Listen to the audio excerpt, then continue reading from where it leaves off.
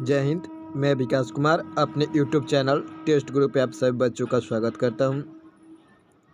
कैसे आप सभी पिछला जो वीडियो मैंने बौद्ध धर्म पे बनाया था वो आप लोग को कैसा लगा? अच्छा लगा हो तो अपने दोस्तों के पास उसको शेयर कर दीजिएगा।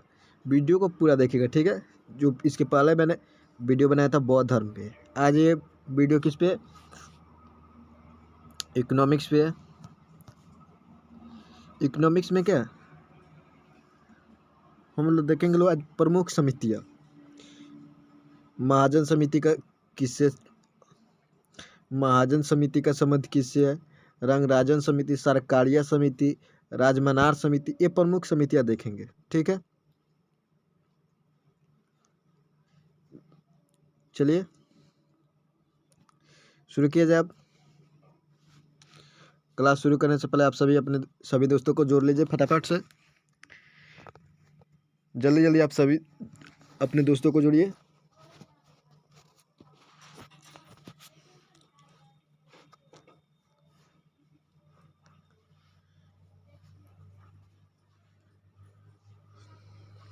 चलिए शुरू किया जाए, ठीक है। क्लास शुरू करने पर से पहले एक बार आप सभी मेरे साथ बोले सरस्वती माँ की जय। अब चलिए आप क्लास शुरू करते हैं।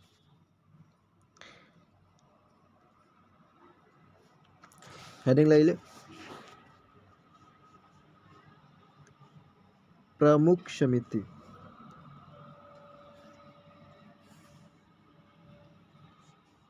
ओके,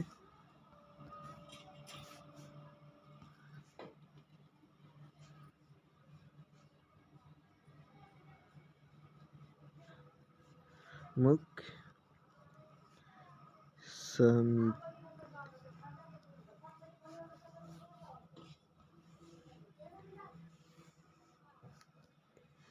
प्रमुख समिति हम लोग इसमें केवल देखेंगे जैसे लघु उद्योग है तो लघु उद्योग से संबंधित कौन सा समिति बनी थी, तो वही केवल समझे, पूरे विस्तार से नहीं, लेकिन पूरे समिति के बारे में जरूर पढ़ें कि अविभूषण समिति का संबंध किससे है, दंत समिति किस लिए गठित हुई थी, ये सब केवल चर्चा करें, ठीक है।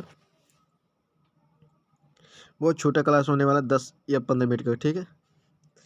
नंबर 1,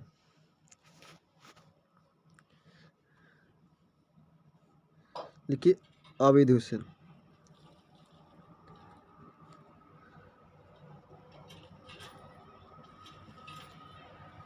अविध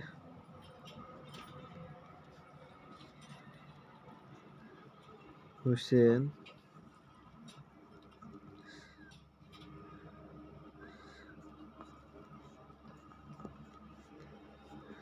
अविभूषण समिति।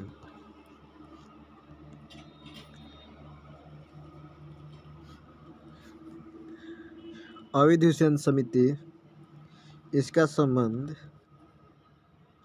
मैंने अविभूषण समिति का संबंध किससे था? लघु उद्योग से। सब लघु उद्योग इसका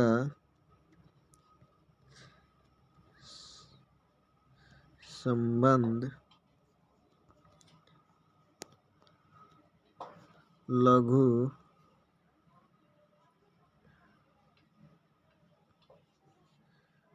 उद्योग से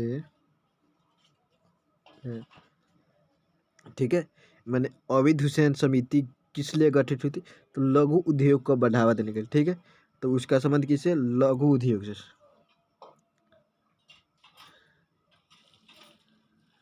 जैसे लघु उद्योग में आगे जैसे कॉपी, छोटे मोटे कॉपी फैक्ट्री, ठीक है। कॉपी की फैक्ट्री, छोटा मोटा आइसक्रीम की फैक्ट्री,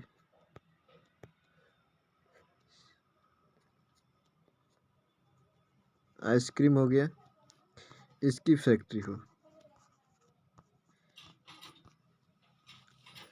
ये छोटी मोटी फैक्ट्री किस में थी? लघु उद्योग में थी है। तो इससे संबंधित उद्योग कौन थे? समिति कौन थी? अविभूषण समिति।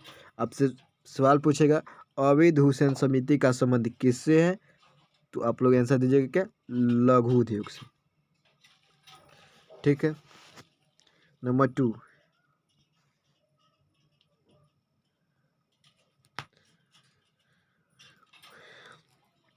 महाजन समिति लिखिए, नहीं मल्होत्रा समिति लिखिए पहले,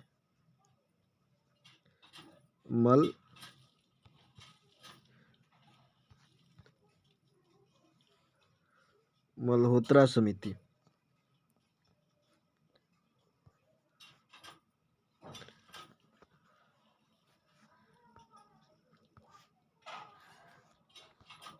मल्होत्रा समिति, कोई बताएगा इसका संबंध किससे? इसका संबंध रुपया में जो गतिशीलता होती है उससे संबंधित है। इसका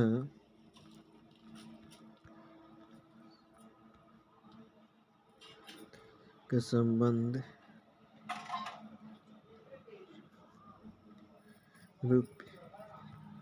रुपया में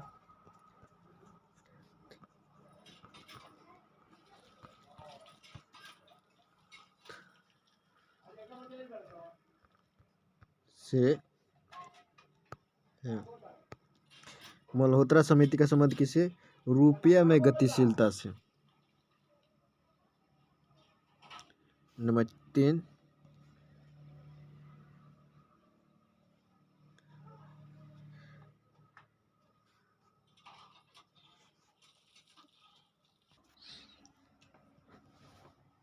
मल्होत्रा समिति का संबंध किससे था? तो इसका संबंध रुपया में गतिशीलता से संबंध। मल्होत्रा संबंधी को क्यों गठन किया था? रुपया में गतिशीलता को ठीक करने के लिए। नंबर 2, नंबर 3,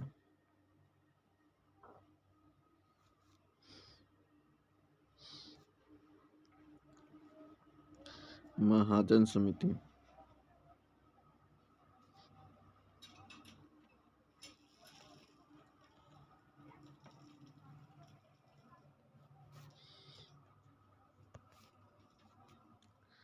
महाजन समिति, इसका संबंध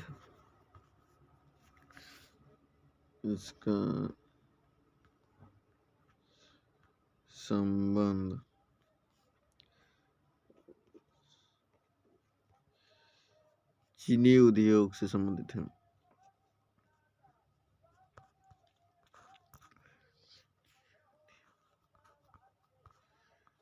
चीनी उद्योग से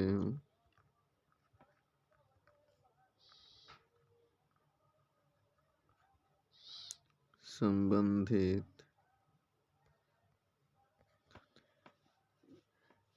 महाजन समिति का संबंध किसी चीनी उद्योग से संबंधित है।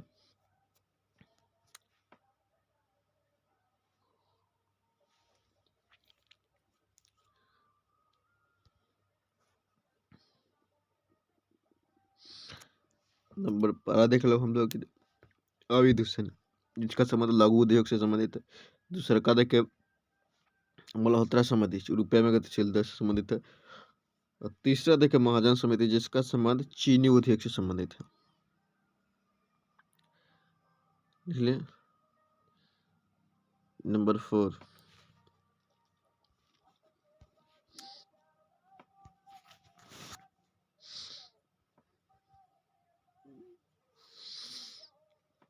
नंबर 4 लिखो,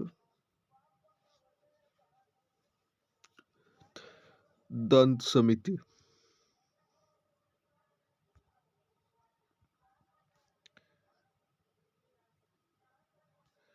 दंत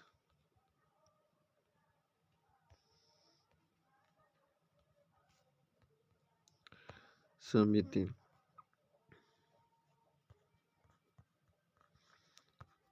इसका संबंध औद्योगिक लाइसेंस से संबंधित है। माने उद्योग धंधा करने के लिए लाइसेंस मिलता है कि नहीं मिलता है ना, तो उसी से संबंधित औद्योगिक लाइसेंस है दंत समिति के संबंध। इसका संबंध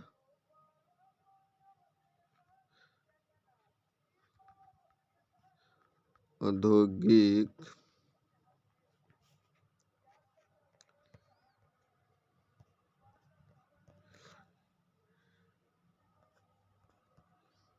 सेंस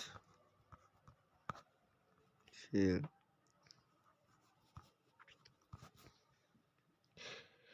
तद समिति का संबंध किससे? औद्योगिक लाइसेंस से। नंबर 5,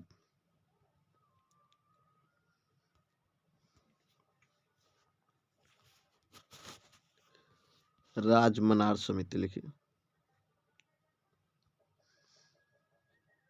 राज मनार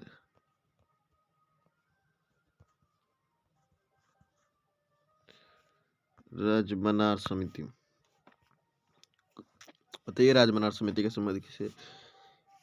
राजमनार समिति का संबंध किससे? कृषि टैक्स से।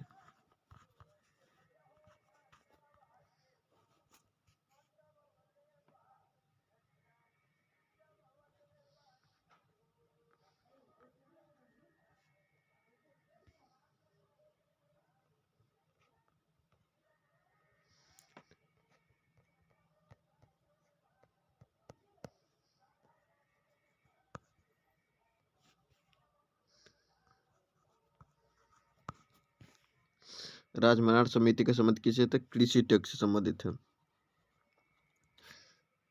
नंबर 6 लिखिए। मीरा सेठ समिति। मीरा सेठ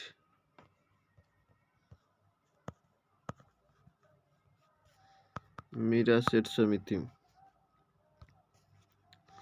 मीरा सेठ समिति इसका संबंध मीरा सेठ समिति का संबंध किससे? मीरा सेठ समिति का संबंध हथकरघा उद्योग से संबंधित है। संबंध हथकरघा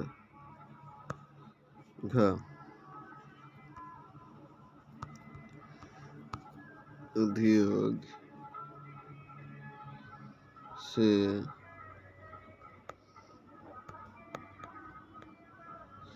संबंधित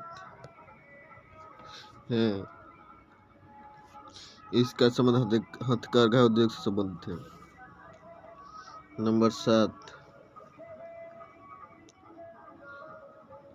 टैक्स।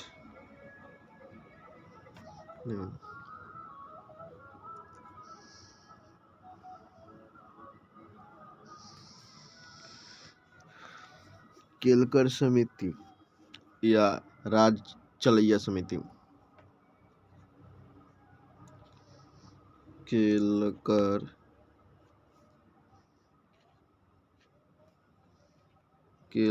या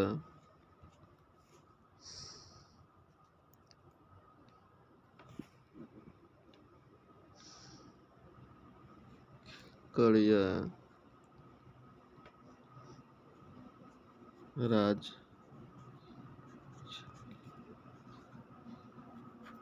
केलकर या राज चलैया समिति।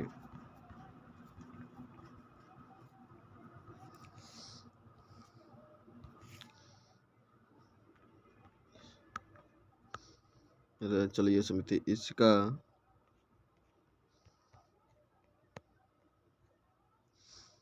संबंध टैक्स से है।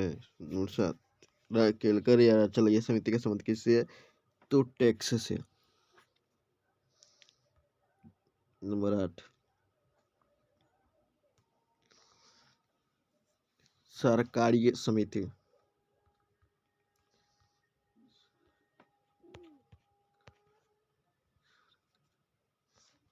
सरकारी समिति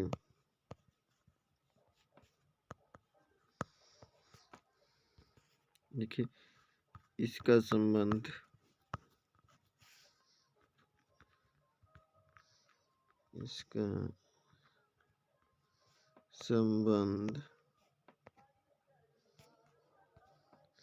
केंद्र राज्य संबंध से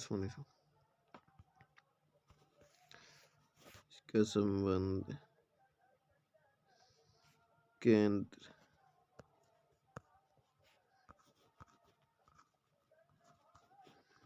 राज्य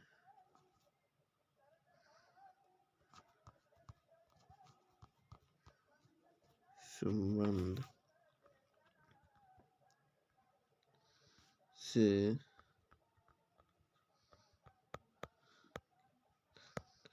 संबंधित है।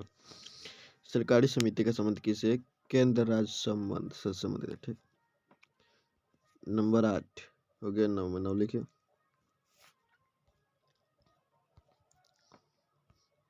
नंबर 9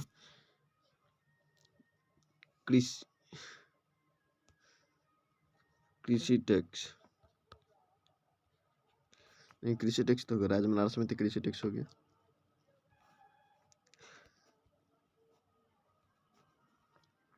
लिखिए अब वांचू समिति।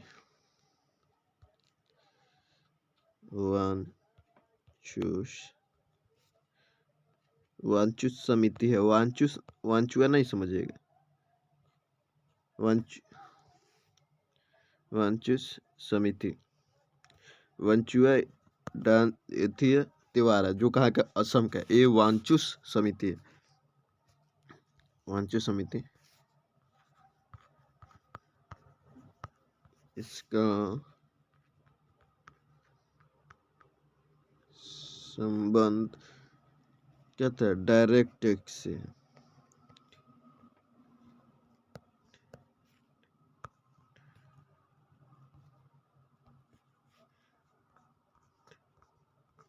टैक्स से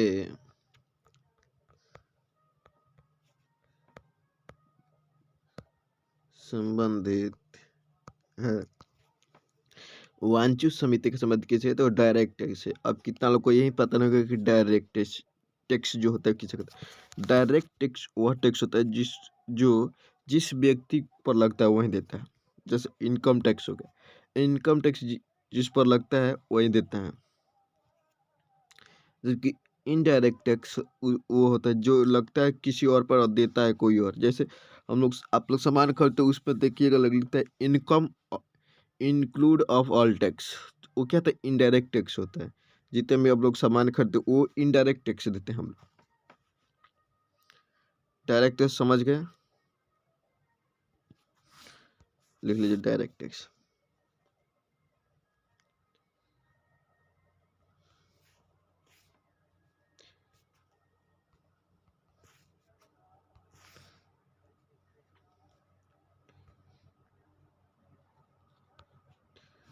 डायरेक्ट टैक्स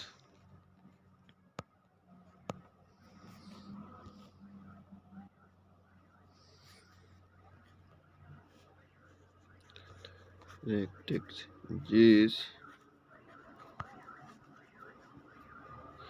व्यक्ति पर लगे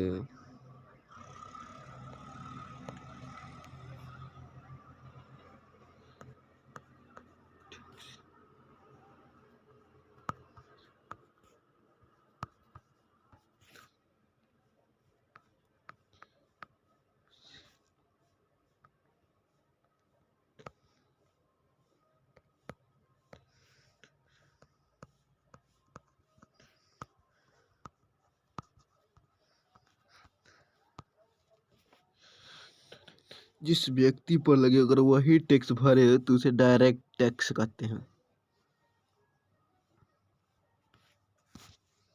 और देखिए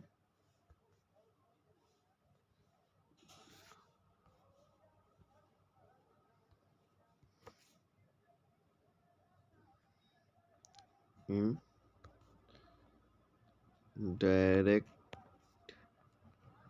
इनडायरेक्ट टैक्स। इनडायरेक्ट टैक्स या जिस पर लगता है वह नहीं भरता है जबकि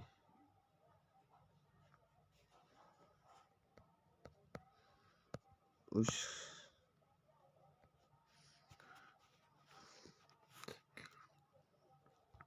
जबकि उस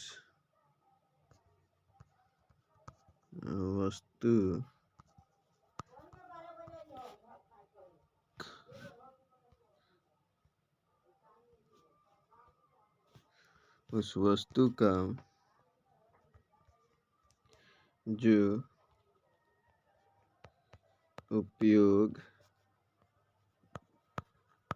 करता है उस पर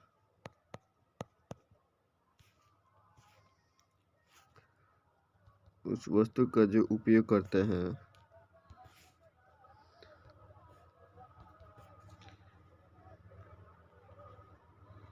वह भरता है। ठीक है, डायरेक्ट इनडायरेक्ट टैक्स समझ गए। अब लिखे इनडायरेक्ट टैक्स। भले रेखा समिति, रेखा समिति, रेखा समिति के संबंध किससे है?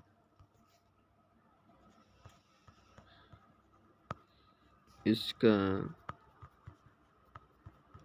संबंध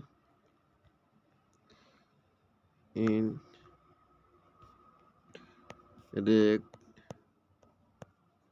टैक्स से संबंधित है। रेखा समिति का संबंध किससे है? तो इनडायरेक्ट टैक्स से संबंधित है।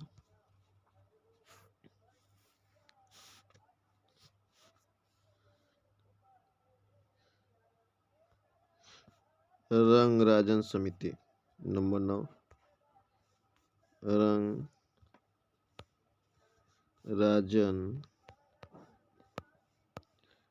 रंगराजन समिति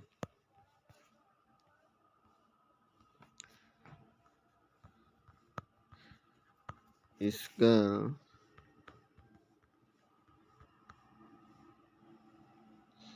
रंगराजन समिति का इसका संबंध भुगतान संतुलन से है।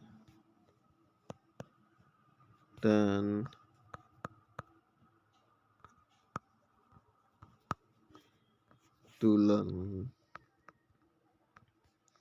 से है। इसका संबंध किससे? भुगतान संतुलन से है। नंबर 10 लिखिएगा।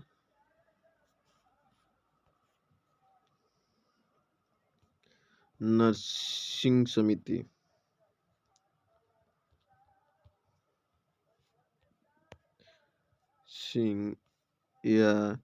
नर्सिंग या कोई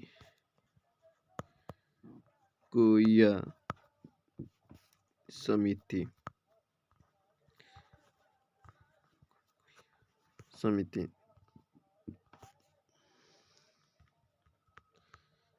इसका संबंध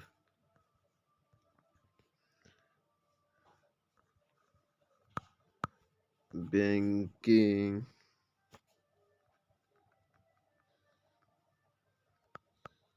सुधार से संबंधित है।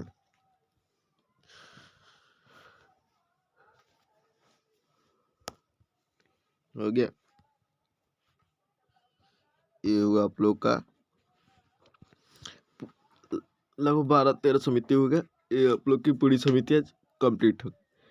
मैंने आज केवल ये बताया कि बैंकिंग सुधार से कौन सी समिति का गठन हुआ था या इसका संबंध किससे। ठीक है, नेक्स्ट क्लास में हम इस पे कंप्लीट चर्चा करेंगे, क्योंकि अक्सर सवाल में यही पूछता है कि बैंकिंग सुधार से संबंधित कौन सी समिति थी। ठीक है, इसलिए मैंने वो पढ़ा दिया। ठीक है, अगर वीडियो अच्छा लगा हो तो लाइक कर दीजिएगा, वीडियो को